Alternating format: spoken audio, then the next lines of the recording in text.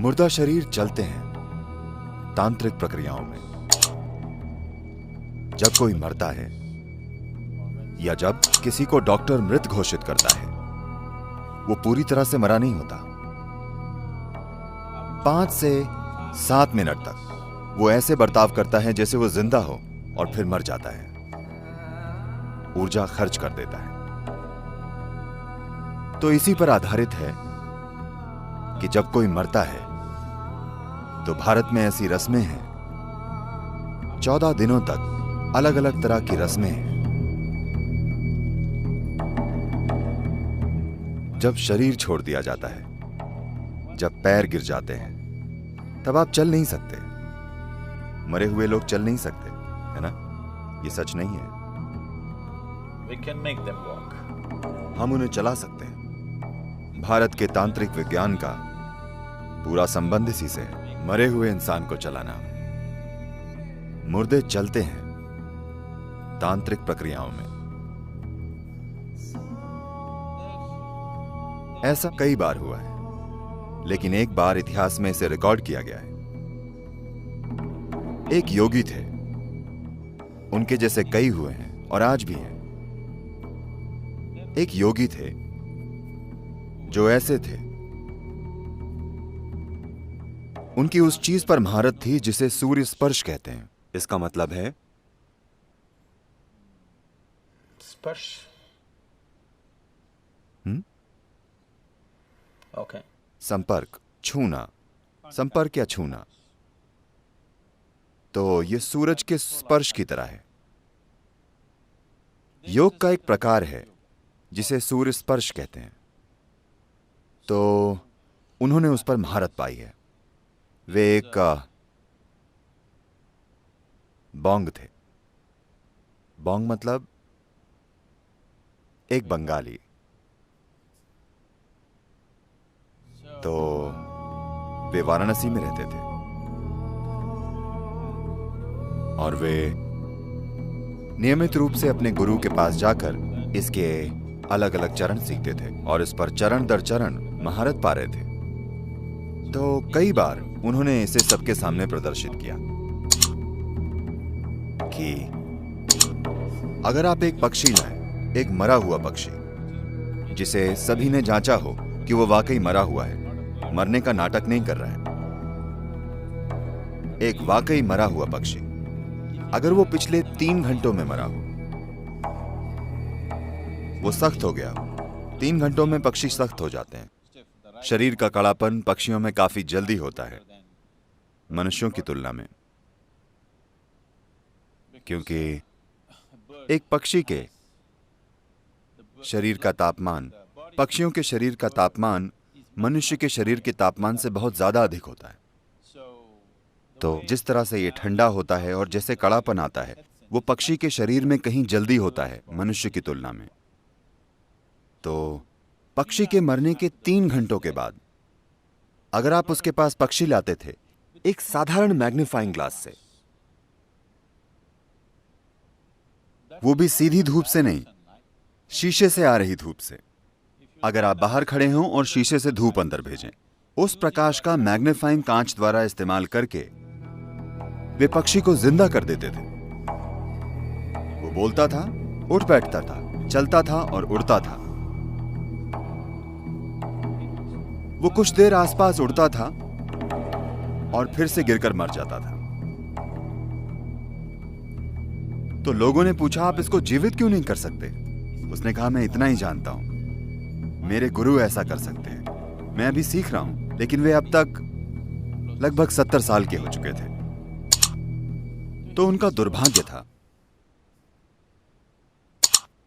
ऐसा हुआ कि एक 7 साल का लड़का, एक वहीं के इस्लामी कब्जा हो चुका था, एक मुस्लिम राजा का बेटा जो 7 साल का था, किसी अनजान बीमारी से मर गया। तो उन्होंने उस आदमी के बारे में सुना था जो पक्षियों को जिंदा कर देता था। वे उसके पास आए और बोले, Come and try on our king's son. आओ और हमारे राजा के बेटे पर आजमाओ। एक चीज थी कि वे अपने देवता की मौजूदगी के बाहर कभी ये कोशिश नहीं करते थे। उनके पास एक छोटे देवता और एक मंदिर था। मंदिर के बाहर वे ऐसी चीजें कभी नहीं करते थे। वे उसे सिर्फ मंदिर में ही करते थे। वे बोले, मैं अपने देवता की नजरों से दूर कभी ऐसी चीज नहीं करूंगा। उन लोगों के लिए देवता की कोई कीमत नहीं थी। उनके हिसाब से यह मूर्ति पूजा है। वो एक ऊर्जा रूप है जो उन्होंने बनाया था और उसके साथ वे काम करते थे। वे बोले, अरे ये देवता, हम इसे ले जाएंगे, हम इसे महल ले जाएंगे। उन्होंने कहा, नहीं नहीं, इन्हें आप हिला नहीं सकते। वे बोले, हिला सकते हैं, और देवता को उठा लिया। फिर रोने लगे, ऐसा मत करो।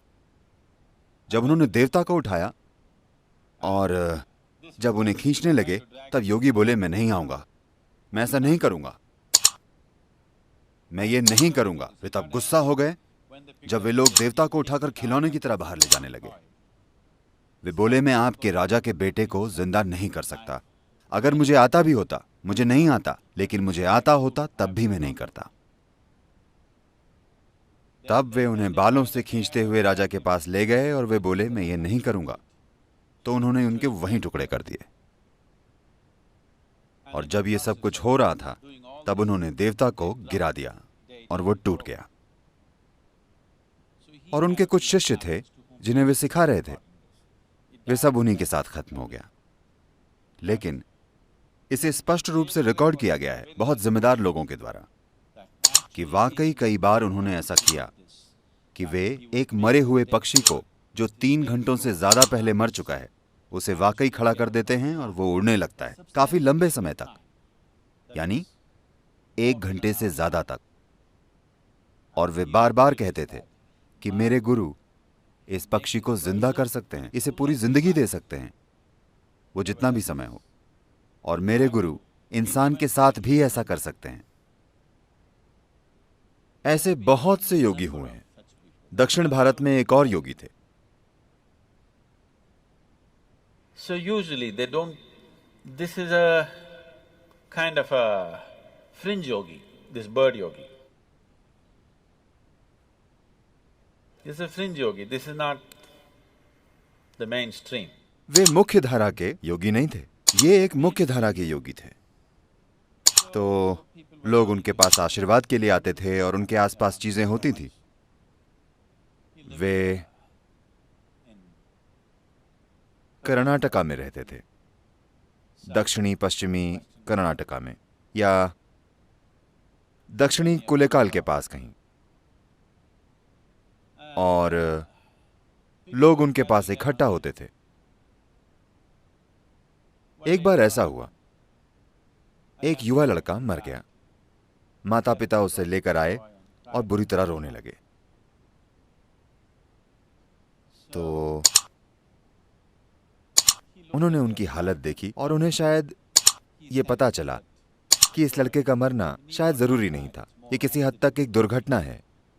तो उन्होंने अपनी उंगली डुबाई। उनके पास एक ऐसा दिया था। ये आमतौर पर होता है, कोई भी योगी जो ऐसी प्रक्रियाएं करते हैं, उनके पास एक दिया होता है, तेल का दिया। तो उन्होंने तेल में अपनी उंगली डुबाई और उसे मरे हुए लड़के के मुंह में डाला, मरे हुए लड़के के मुंह में। और वो लड़का कुछ देर बाद जिंदा हो गया और बिल्कुल ठीक हो गया। जब कोई मरता है या जब किसी को डॉक्टर के द्वारा मृत घोषित किया जाता है, वो पूरा मृत नहीं होता। मृत्यु धीरे धीरे होती है। अगर आप पहले से ही इसके बारे में न जानते हो तो वो महिला कहां है, उन्हें पता होगा, पादरी की बेटी। कोई मुर्दों का प्रबंध करने वालों का बेटा या बेटी है? कोई नहीं है। आप शायद पहले से ही जानते हो, आप में से कई लोग, कि किसी व्यक्ति के मरने के बाद 11 दिनों तक, निश्चित रूप से, और ज्यादातर 14 दिनों तक, उंगलियों के नाखून बढ़ते हैं, बाल बढ़ते हैं। आप जानते हैं? आप में से कितने पहले से जानते थे? तो क्योंकि मृत्यु धीरे धीरे होती है, चरण दर चरण होती है, यह अभी पूरी नहीं हुई है। जीवन प्रक्रिया का निकलना इस पृथ्वी के टुकड़े से धीरे धीरे होता है। सभी व्यवहारिक अर्थों में जब सब कुछ रुक जाता है, फेफड़े रुक जाते हैं, दिल रुक जाता है, तो वे आपको मरा हुआ घोषित कर देते हैं, लेकिन अभी नहीं। तो इसका इस्तेमाल करके कि जीवन की प्रक्रिया अब भी चल रही है, आप उसे फिर से जागृत कर सकते हैं और सिस्टम को सक्रिय कर सकते हैं। It is by using this that the tantrics have dead bodies walking. इसी का इस्तेमाल करके तांत्रिक मुर्दा शरीर को चलाते हैं। और ये बहुत असाधारण बात नहीं है, ये काफी साधारण है।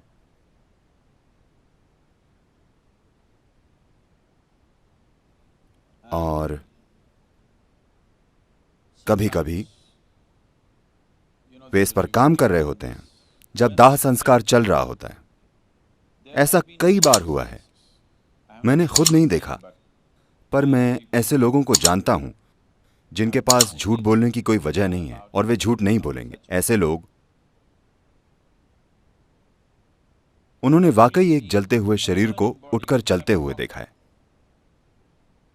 वे उसे आग लगाते हैं, शरीर जल रहा होता है, पर वो उठकर चलता है, क्योंकि उस पल में जब शरीर बाहर से जलने लगता है तब जीवन की प्रक्रिया सिकुड़ जाती है। और कुछ ऐसे स्थान होते हैं जहां जीवन उस पल ज्यादा तीव्रता से घटित होता है। वे उसका इस्तेमाल करके सिस्टम को इस तरह जगा देते हैं कि वो अचानक उठकर चलने लगता है। 5 से 7 मिनट तक वो ऐसे बर्ताव करता है जैसे वो जिंदा हो, और फिर मर जाता है, ऊर्जा खर्च कर देता है। तो ये इसी पर आधारित है कि जब कोई मरता है तो भारत में ऐसी रस्में हैं, 14 दिनों तक अलग अलग तरह की रस्में हैं, और दुर्भाग्य से काफी हद तक इन रस्मों के पीछे का ज्ञान, इनके पीछे की शक्ति खो गई है और लोग बस चीजें कर रहे हैं। जीवन चलाने के लिए वो ये करते हैं, या बस ऐसा किया जाता है इसलिए वे करते हैं।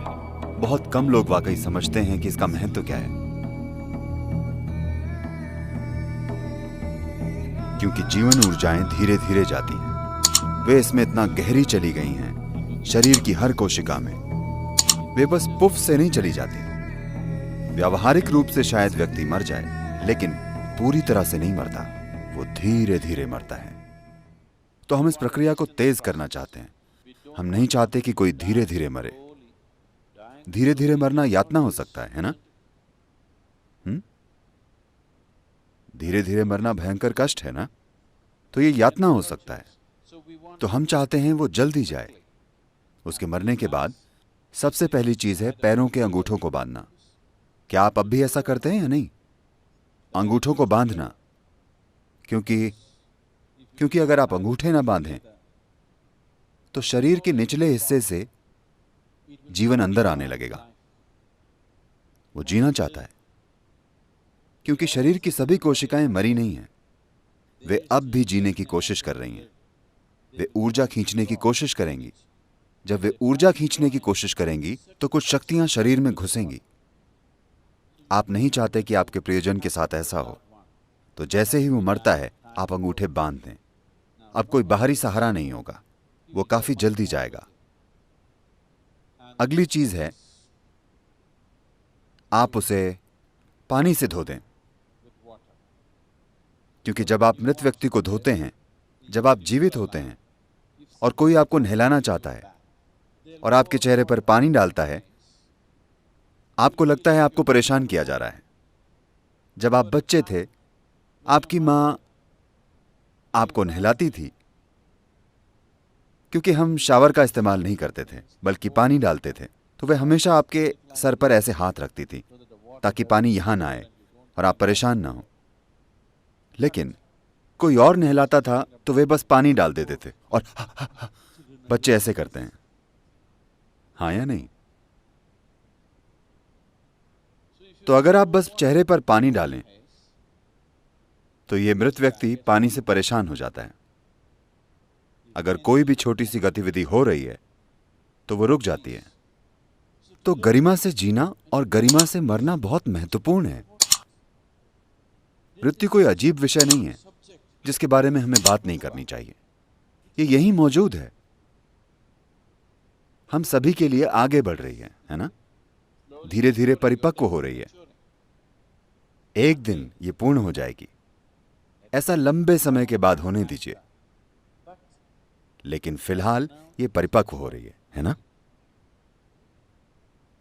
तो अगर आप जीवन को अच्छे से समझते हैं, बिल्कुल अच्छे से, तो आप शरीर से इस तरह से बाहर निकल सकते हैं कि आप पूरी तरह से बाहर आ जाएं, आप सब कुछ इकट्ठा करके चले जाएं। अगर आप इस तरह से जाएं तो हम आपको दफनाएंगे। हम आपके शरीर को नहीं जलाएंगे क्योंकि हम आपके ऊपर लकड़ी बर्बाद नहीं करना चाहते। आप पूरी तरह से चले गए हैं, कोई जल्दी नहीं है। हम आपको 1 या 2 दिन रखने के बाद जला सकते हैं। तो मैं कह रहा हूं, ये एक ऐसी संस्कृति है जहां हम जीवन और मृत्यु को बिल्कुल अच्छी तरह से समझते थे और उन्हें वैसे संभालते थे जैसे उन्हें संभाला जाना चाहिए। पहले 14 दिनों में आप बहुत मदद कर सकते हैं मृत व्यक्ति की। ये संस्कृति, ये विज्ञान इस देश में एक बड़े तरीके से विकसित हुआ, पर फिर भ्रष्ट हो गया। तो जो एक बहुत ही सुंदर विज्ञान था, वो व्यापार बन गया और व्यापार भ्रष्टाचार बन गया। तो आज अगर आपके घर में कोई मरता है तो आप उन लोगों के पास जाते हैं जो कहते हैं वो कुछ करेंगे और कहेंगे आपके दादा दूध पीना चाहते हैं, एक गाय दीजिए। 1 लीटर दूध नहीं, एक गाय। बारिश हो रही है, आपके दादा को छतरी चाहिए, छतरी दीजिए।